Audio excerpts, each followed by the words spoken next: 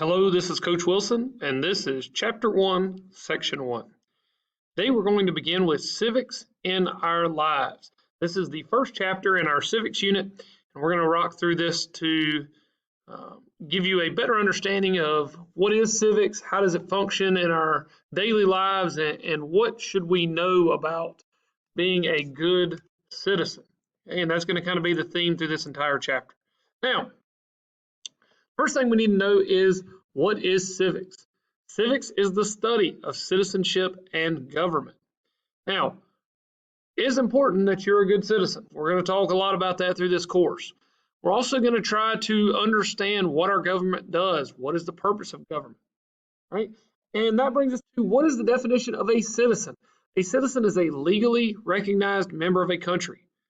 This idea started in ancient Greece. Now, important to note that all of you most likely are citizens, okay?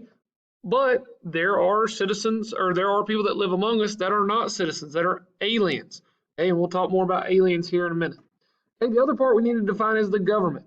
A government is an organization, institution, and a group of organizations, institutions, and individuals that exercise political authority. Now, that's a lot of big words, but broken down, what that means is it's a group of people that, in some ways, people would say tell other people what to do. However, that's not necessarily the case. A government is a group of people that look to the best interest of those people who live in the country that it governs over. Okay, so yes, they are over you. Yes, they are the people that are in charge, but they're looking out for your best interest, or that's supposed to be their role, is they have all of these various individuals and these different groups that they're trying to use their authority to make a better country. Now, civics itself, we are studying to learn to be responsible citizens. It is your job to be a responsible citizen, to understand what your government's doing, to understand how your government works, to understand why you should want to be involved in your government. One of the things that we talk about in American history, we talk about the citizens of other countries and how they use nationalism to encourage them to be better citizens. And we'll talk more about that, like I said, as we go throughout the semester. Now, equality. Equality means all people are equal under the law. And one of the things in the American government that was established from the very beginning is equality, is that we wanted each individual to feel like that they had the same rights regardless of race, sex, or creed.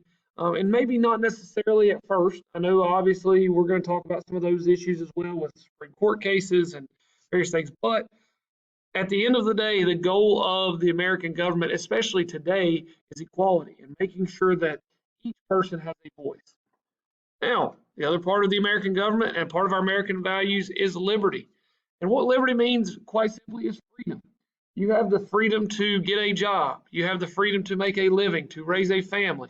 You have the freedom to buy a car or to own land. There's all sorts of freedoms and liberties that you have. Now, for those people who do not use their freedom the correct way, and they do things that are against what the government has set out, our authority, there's justice. And justice is for those who break the law.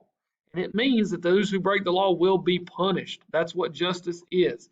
And in the American government, this is a kind of staple of, you have to have some form of punishment for not following the laws. And in the grand scheme of things, the government's laws are there for protection. For example, there's protections against discrimination. There's protection against stealing someone else's property. Someone comes and takes all of my land, I would like for there to be a justice served to where they broke the law, they took my stuff, I'd like to get it back. And that's what laws do, they protect. Okay, we have liberty, equality, and justice. Okay, those are the three American values that we're talking about here. Now, some of the roles and qualities of good citizens. Good citizens vote. We found out in the 2020 election that voting is very important. And there was a huge outpouring of people asking, those of us in America to come out and vote and to be involved.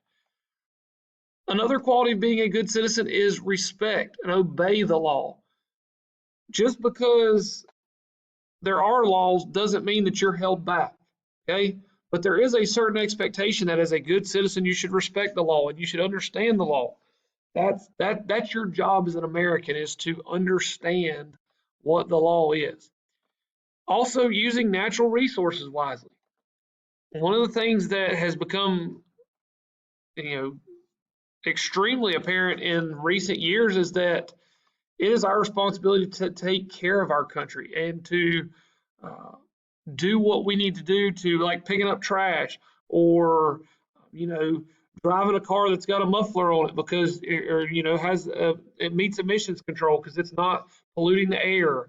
um, there's all sorts of things that those have become part of our law, but those are also things you should do as a good citizen. So you don't litter, okay? You follow those basic laws. Now, one quality that I think more so than at any other time is we've seen in 2020 especially and going forward is that we need to respect others. And I think over the course of American history, you see more and more respect gained, and the citizens more and more seem to respect each other. Now, unfortunately, it seems that we have a lot of political issues in our country, and we're seeing a lot of disrespect between those. That's not being a good citizen. You should try to respect others. That's part of being a good American. And then understanding your government. It is important for you to understand your government, to know the law, know how your government functions, how your voice is heard in that law, and how your voice can affect the law. And finally, you should try to participate politically in your government. I know that that is not something that all of you are interested in, and that's okay. But there is going to be something in your life that you want, whether it's a particular job, whether it's a sport you want to be involved in, or whatever it may be. There's something you're going to want to participate in. And whether it's at the local level, at the state level, or the federal level, you're going to want to get involved in some way, and you need to understand how that government works so that when you go to advocate for your cause and petition your government, you know how to go about it in the correct manner. Okay, that's all I have for you today. Please make sure that you're taking notes daily. If you have any questions, please let me know. If not, I'll talk to you soon.